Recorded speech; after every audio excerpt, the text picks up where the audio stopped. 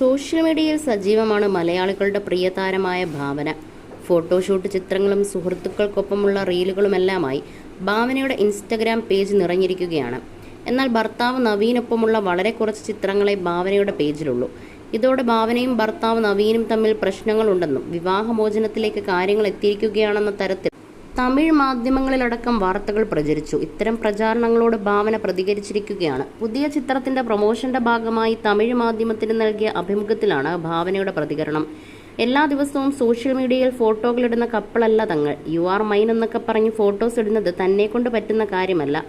അതൊക്കെ ഭയങ്കര ക്രിഞ്ചാണ്. ഒരു തവണ താൻ നവീനൊപ്പമുള്ള ഏതോ ഒരു ഫോട്ടോ സോഷ്യൽ മീഡിയയിൽ പോസ്റ്റ് ചെയ്തപ്പോൾ താഴെ വന്ന കമന്റ് ഇത് പഴയ ഫോട്ടോ ആണ്, ഇവർ തമ്മിൽ എന്തോ പ്രശ്നമുണ്ടെന്നൊക്കെയാണ്. അത്തരം കമന്റുകൾക്ക് താൻ തന്നെ മറുപടിയും കൊടുത്തിട്ടുണ്ട്. നവീനൊപ്പം താൻ ദിവസവും ഫോട്ടോസ് എടുക്കാറില്ല എന്ന് പറഞ്ഞു. ദിവസവും അമ്മയുടെ കൂടെയാണ്. അപ്പോൾ അമ്മ ഒരു സെൽഫി എടുക്കാമെന്ന് പറഞ്ഞ് ഫോട്ടോ എടുക്കില്ലല്ലോ.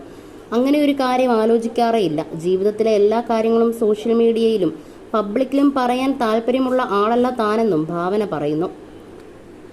അങ്ങനെ ചെയ്യുന്നവർ ചെയ്തോട്ടെ, അതിൽ കുഴപ്പമൊന്നുമില്ല. കാരണം അത് അവരുടെ സ്വാതന്ത്ര്യമാണ്. താനും നവീനും സന്തോഷമായിട്ടാണ് ഇരിക്കുന്നത്.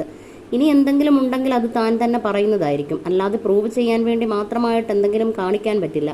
സോഷ്യൽ മീഡിയയിൽ ഇവർ ഫോട്ടോസ് ഒന്നും പോസ്റ്റ് ചെയ്യുന്നില്ല. അതുകൊണ്ട് എന്തോ കുഴപ്പമുണ്ട് എന്ന് ആരോ ചിന്തിക്കുന്നത് കൊണ്ട് അതങ്ങനല്ല എന്ന് പ്രൂവ് ചെയ്യുന്നതിന് വേണ്ടി ഫോട്ടോ പോസ്റ്റ് ചെയ്യേണ്ട കാര്യമുണ്ടെന്ന് തോന്നുന്നില്ല എന്നും ഭാവന നിലപാട് വ്യക്തമാക്കി.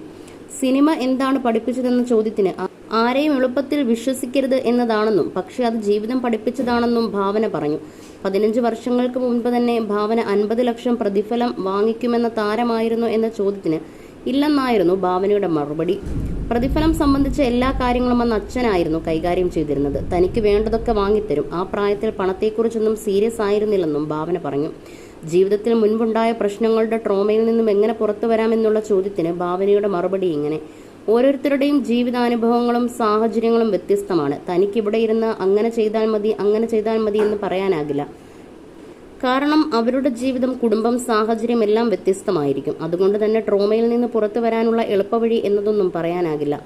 നമ്മുടെ മനസ്സിന് ശരിയെന്ന് തോന്നുന്ന കാര്യങ്ങൾ ചെയ്യുക എന്നതേ ഉള്ളൂ എന്നും ഭാവന പറയുന്നു.